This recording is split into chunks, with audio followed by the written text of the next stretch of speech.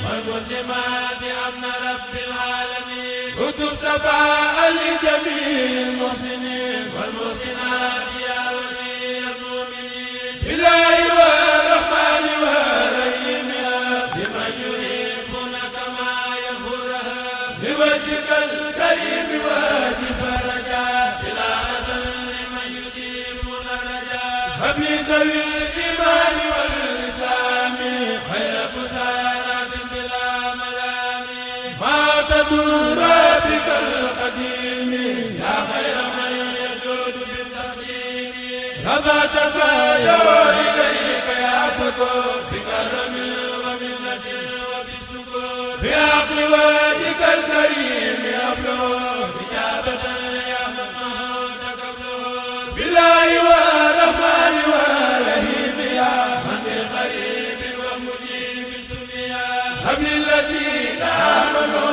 وأسلموا بلا قبلة الذين سلموا مسليا مسلما على رسول بإذنه يا من حباني يبتسون مسليا مسلما على رسول بإذنه يا من حباني يبتسون مسليا مسلما على رسول بإذنه يا من حباني يبتسون مسليا مسلما على رسول بإذنه يا من حباني يبتسون.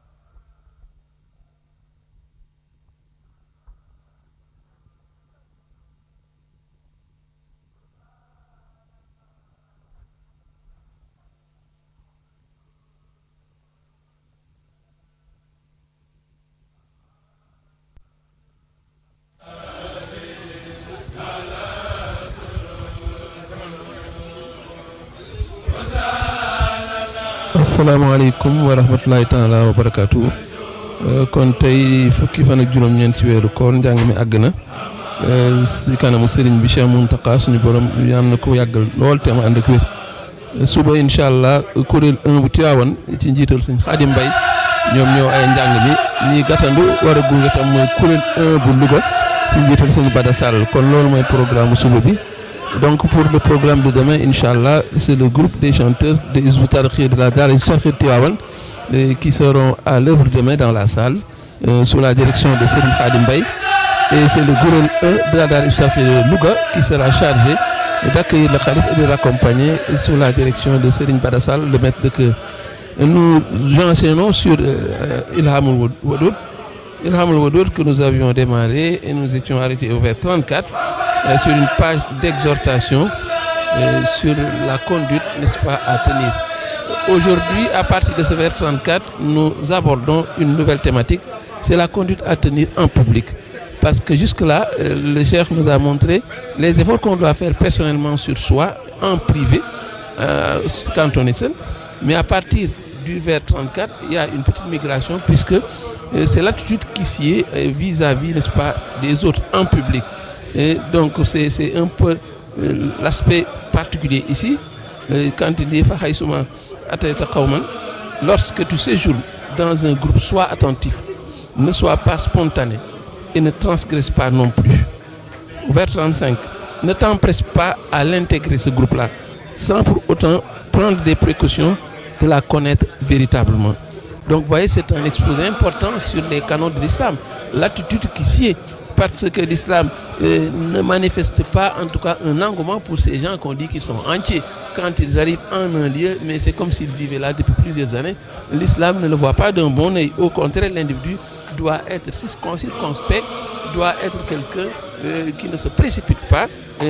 Autant d'abord connaître ceux qui sont, n'est-ce pas, nos interlocuteurs avant, n'est-ce pas, de nous engager. C'est cela les canons de l'islam et pas autre chose. Le vers 35, il ajoute, ne t'empresse pas de les intégrer sans en prendre la précaution de les connaître véritablement. Et attitude qui ne signifie pas qu'on doit être soupçonneux. Loin de là. Mieux vaut prendre ses précautions, c'est ça l'invite.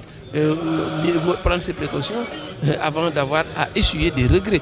Et c'est cela que l'islam recommande. Le musulman digne de ce nom n'est pas un électron libre qui fait les choses en référence à ses élucubrations personnelles.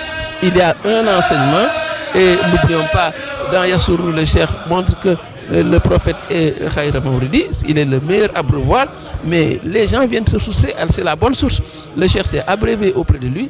Tous les autres, n'est-ce pas, qui sont dans la voie, n'est-ce pas, vont s'abreuver de ces gens-là qui se sont abreuvés auprès du prophète, et le cheikh en fait partie.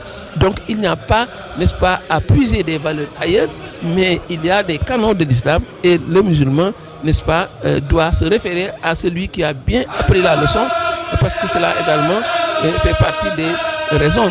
Parce que ce qui semble une sorte de prudence poussée à son extrême, mais le cheikh nous donne les explications pourquoi le musulman doit être prudent quand il arrive en un lieu, dans un groupe où il ne connaît personne. Au vers 36, le cheikh dit, car maints individus peuvent apparaître méprisables alors qu'auprès de leur Seigneur, ils jouissent d'une très grande considération. L'inverse également reste valable. De même,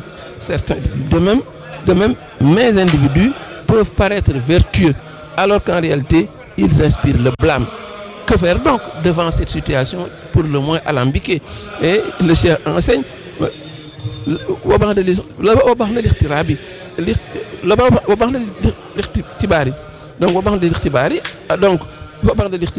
mais donc après avoir éprouvé l'individu, l'avoir apprécié par rapport à ce que la loi demande, ce que la charia demande, parce que c'est la seule référence. Si c'est quelqu'un qui n'a aucune considération par rapport aux actes des actes de dévotion que l'islam recommande, qui ne considère pas la prière, qui ne considère pas toutes les attitudes, mais il y a lieu d'être, n'est-ce pas, d'avoir un comportement distinct par rapport à cela. C'est pourquoi le cheikh, sans embâche, dit donc qu'il soit apprécié, qu'il soit testé, ou même quelqu'un qui sera même éprouvé par rapport à ce que l'islam recommande. Si on voit que c'est quelqu'un qui est léger sur ces aspects, mais c'est quelqu'un qui n'est pas un bon compagnon. Mais le cheikh prend soin de dire la bibatratin. Donc ici, la bibatratin. Donc il n'y a pas également à y insérer des innovations blâmables. Donc là, les innovations sont néfastes. Donc quand on apprécie l'individu, on l'apprécie par rapport à l'islam et l'islam purement, mais pas par rapport à des innovations qui peuvent paraître blâmables. Donc après ce coup de projecteur sur l'homme qui est peu fréquentable, qui est très léger par rapport à ce que l'islam recommande, l'éducateur, le conducteur d'âme qui est le cheikh nous dresse le portrait robot de l'homme qui est fréquentable. Il dit au vers 39, sois en compagnie de celui qui oriente le croyant vers Dieu et ne sois pas du nombre des amusants. Ceux-là qui sont la fable d'un quartier. Il y a des gens qui se font une réputation parce qu'ils passent tout le temps à faire rire les gens, et c'est pourquoi l'islam dit que ce sont des gens qui sont peu recommandables. Au vers 40, il ajoute, sois en compagnie de celui dont les propos te guident vers ton Seigneur.